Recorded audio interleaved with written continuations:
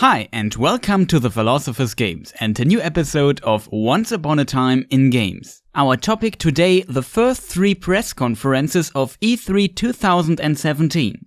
When I made my prediction video about what could be coming, I thought that this E3 would have a lot of surprises and that I need to hurry with my videos because there will be so much to talk about. But after seeing the press conferences of EA, Microsoft and Bethesda, I have to say there's actually not much to say. So far, the motto of this E3 seems to be play it safe. On the other hand, I made some correct predictions, which is easy if there are almost no surprises, so I have to talk about the same things as always.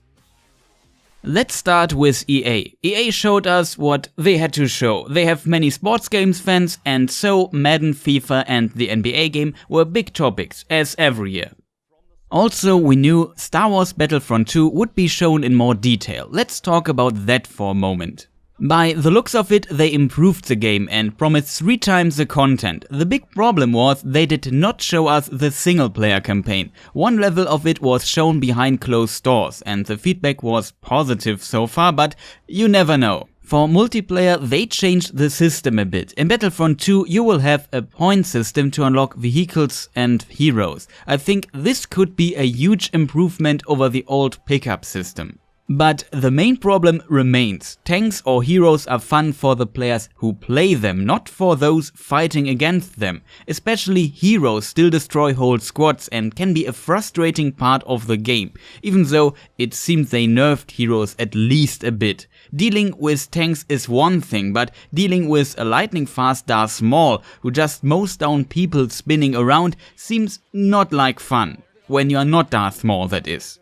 And to end on a positive note, all or almost all DLC content will be free. Then they also showed a new Battlefield 1 expansion called In the Name of the Tsar, adding the Russian faction, which many people really missed. Not the biggest surprise, but let's talk about our first surprise. EA's indie program called EA Originals helped funding a game called A Way Out. Some of the people who made The Amazing Brothers, A Tale of Two Sons, created a new studio called Hazelight and are now working on this game. It's a co-op game focusing on split-screen co-op, where you and your friend have to get out of prison. Comparable to Brothers, it's designed around the idea of 2 characters interacting in unique ways with each other, this time in co-op play. Because Brothers was a very strong game, I can see potential here, and it was for sure a game I did not expect. The second surprise was a very short teaser of Bioware's new IP called Anthem. It was revealed in Microsoft's press conference, so I will talk about it when we come to Microsoft. The last game I want to talk about is their new Need for Speed Payback. I don't understand why they revealed it before E3. This as reveal and a full Anthem reveal would for sure make EA's press conference a bit more interesting. At least they showed us a lot of gameplay. The mission they showed felt a bit strange. You're driving with this sports car trying to catch up with a truck to steal an expensive car that is inside the truck, but it's driving with like 150 miles per hour that are 240 kilometers per hour, and you get chased by other cars with health bars. But no problem, it seems your car is built out of duranium because it did not care at all if the others ram into it. In contrast, the enemies are constantly being destroyed in those slow motion scenes. When you finally reach that crazy truck, you see a cutscene inside the mission and then the driver switches and you are driving the Swedish $1 million Koenigsegg super sports car and have to escape. I have to admit the feeling for speed and acceleration was great, but the mission overall felt very strange. Not unusual for Need for Speed, it looked very arcadey, even though there are somewhat realistic collision damage models in the game, but only when needed. Maybe it's fun. It's Need for Speed. Super sports cars, nice graphics, potential cheesy story and crazy driving action. It has some Burnout vibes too. And that's it for EA. Next would be Microsoft. They showed a lot of stuff, but my question from my prediction video, Quo Vadis Microsoft, still remains. Also, my predictions were not bad. So let's start with Project Scorpio. Unsurprisingly, it's called Xbox One X, which was in my list of potential names too. It will release November 2017 and it will cost $499. Pretty much as expected. I think the price is okay and it has a 4K Blu-ray player. It's quite powerful and you will be gaming on it in 4K. If you don't have a 4K TV, it will use super sampling and downscale, so you get SSAA. And updates for existing games to fully support 4K will be free. So it's a better PlayStation 4 Pro if you don't care about the price and the exclusives. Maybe a new PlayStation 4 Pro with at least a 4K Blu-ray player will be announced, but I doubt it. Speaking of exclusives, what games did they announce? They showed a lot, but the only new big high graphical fidelity exclusive for it is Forza 7, which is very strange. It runs at least at 60 frames per second, which is very nice. As expected, no Gears of War, but not as expected, not even a new Halo teaser.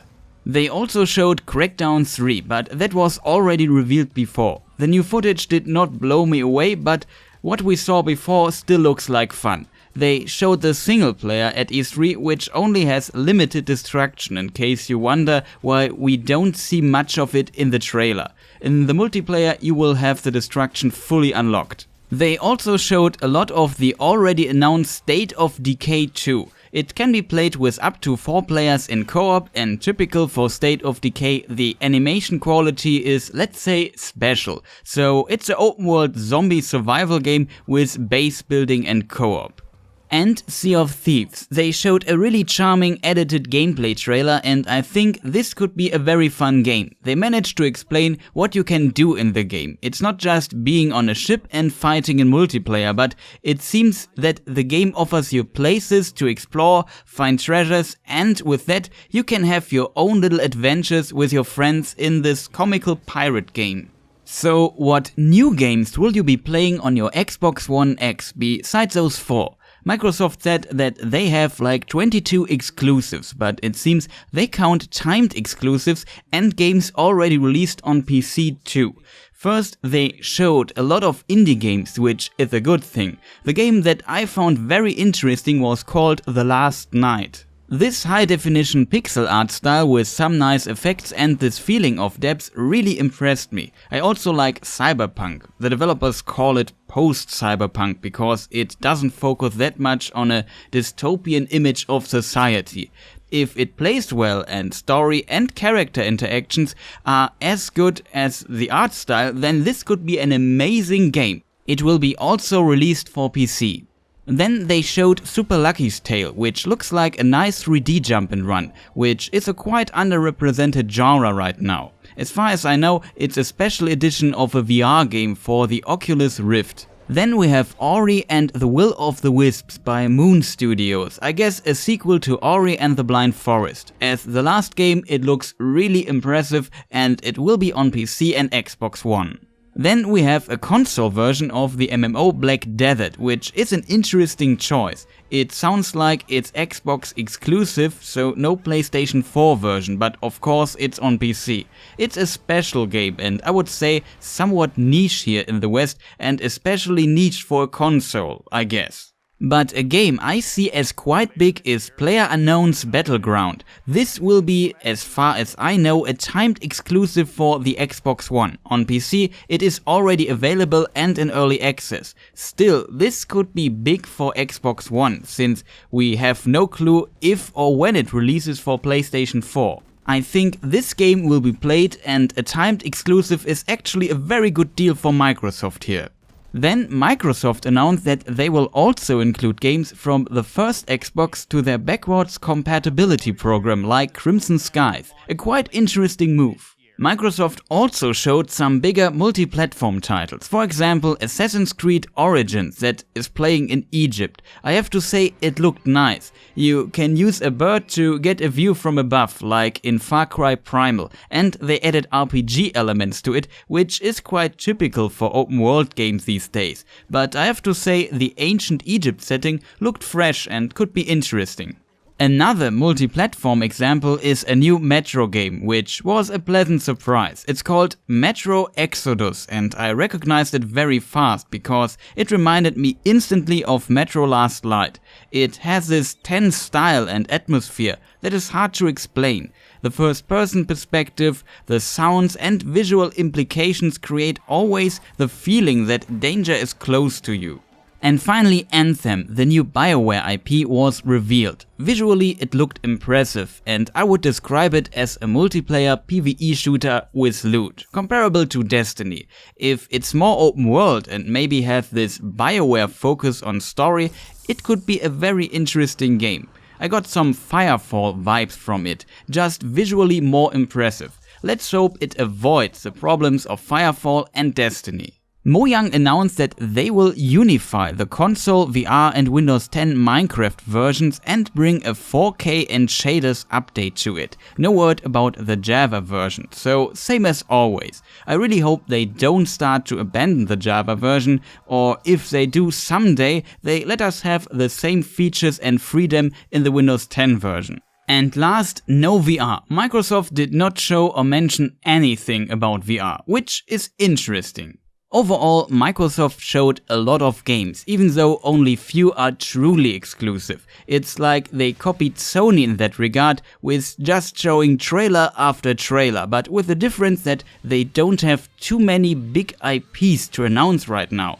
I would say Microsoft has still too few heavy hitters like Forza. I guess they hope that the Xbox One X is for a lot of people the better purchase, because it has more power than the PlayStation 4 Pro, has a 4K Blu-ray player, and you can play all those big titles, at least from their perspective, even better on it. But I'm not sure if this will work. Sony is not asleep and they have some impressive exclusives and PlayStation VR. We will see what Sony has prepared this year.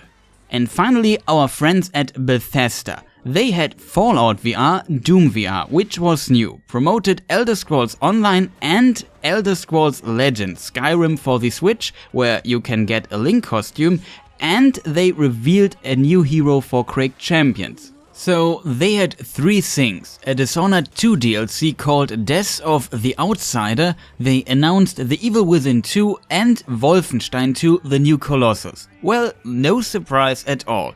The new Evil Within looked really crazy, and the new Wolfenstein continues where it has stopped, and I can see it doing well.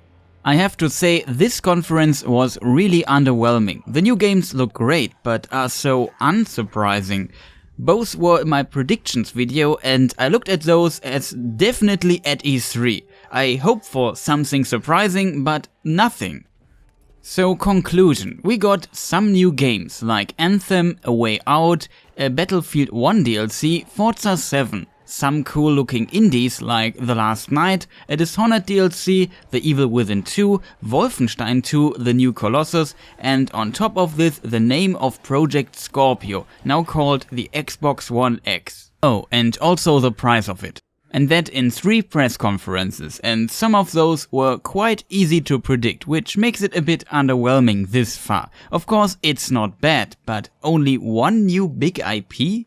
It looks like Microsoft is porting PC games and also uses the indie market to get new games, which is good for small studios when it means funding for them. I think it was a good press conference by Microsoft, but I still don't know what Microsoft is actually planning. No surprising killer app out of nowhere, also no new Age of Empires. They really push the play anywhere concept further, and I think expanding on backwards compatibility helps. Their strategy seems to be not many exclusives, but our Xbox One X is more powerful and gives you the best experience besides playing it on PC. And with Play Anywhere, we've got you covered there too. I'm still not convinced how this helps selling more consoles though. Also, not much about Switch support, but we should wait for what Nintendo has to announce, and also I'm interested in Sony. And Ubisoft could be very strong this year. Spoiler, they are very strong this year. And even the PC Gaming Conference has potential. Spoiler, it has not. So expect more videos on that. To be fair, the PC Gaming Conference was okay. I'm still salty about Age of Empires. I wished I could say more, but there is not much to say. I even think this is not a good video, because there is nothing to discuss. Everything as expected, only few surprises. No long-term strategy recognizable. So thank you for watching anyway. Maybe let me know if this was in any form helpful. You find links to the conferences and trailers in the description. Thank you for watching and goodbye.